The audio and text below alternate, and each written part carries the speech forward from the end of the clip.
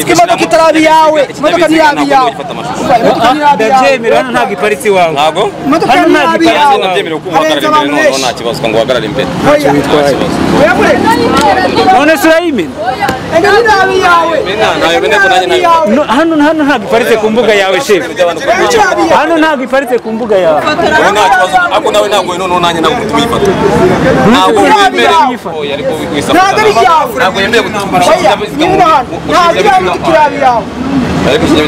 nyine nubwo twanyirabi yawe kubushyira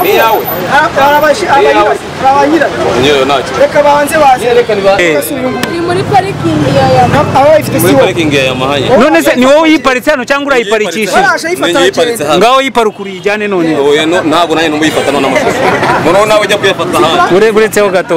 gatoya ahagana saa 11 z'umugoroba nibwo habaye akavuyo muri Feruje rwagati zahazwe nko kuri Yamaha ni nyuma y'aho umupolisi wayoboraga imodoka yarasabwe n'abantu guhagarika imodoka barimo biruka inyuma iparukuwe n'uwo bitaga ko ayibye nyuma yaho umupolisi yasabye wari utwaye imodoka guhagarara mu muhanda rwagati abajijwe niba imodoka yitwaye inkande atangaza ko ari ye yaramaze iminsi yarayibuze mu gihe n'abari bitabaje polisi bavugaga ko ari yabo bamaze iminsi 2 baguze aho byabaye ngombwa ko umupolisi amusaba guparika imodoka ku ruhande hagakemurwa iki kibazo.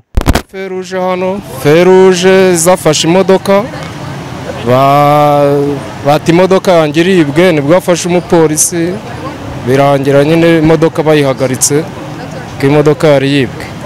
ariko bose baragira tumwe n'imodoka ni yanjye undi ni yanjye muri Feruje umugabo aje yitambika imodoka ko imodoka ari yiwe kandi ngo ayisize iparitse ikaba ibuze ubwo rekebutse rero ngo ayibonye muri Feruje niko kuyitambika ntago twabihamye uri mukuri ntago tumuzi kuko umwe aravuga ati imodoka ni yanjye n'undi ni imodoka ni yanjye ubwo amategeko nayo hari icyo abireba avuze ko afashe imodoka ye yari yaribwe ariko ntago byari ngombwa kugira ngo ahite yinjiramo abe yayitwara hari inzego z'umutekano na ba nyirayo bari bayifite bari bahari yagomba kubegera akavuga ikibazo afite bigaragara byo niba yanibwe ariko ntago yagomba kuyifata ngo yirukanye nge nijye ko sawa ngiye mubaraho aza kubitekerezaho neza abapolisi bari bahari ari kubegera akabwira ikibazo afite uko kimeze noneho akabona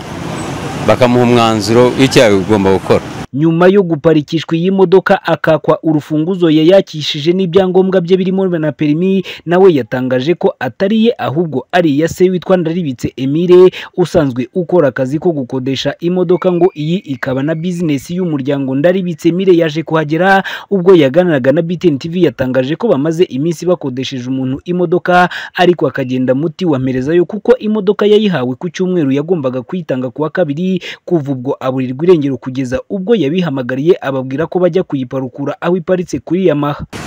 Je nitwa Ndaribitse Emile nije nyine no modoka ureba hano imara 15 muri 15 undi muntu nawe arafata arimugurisha mu bintu by'uburiganya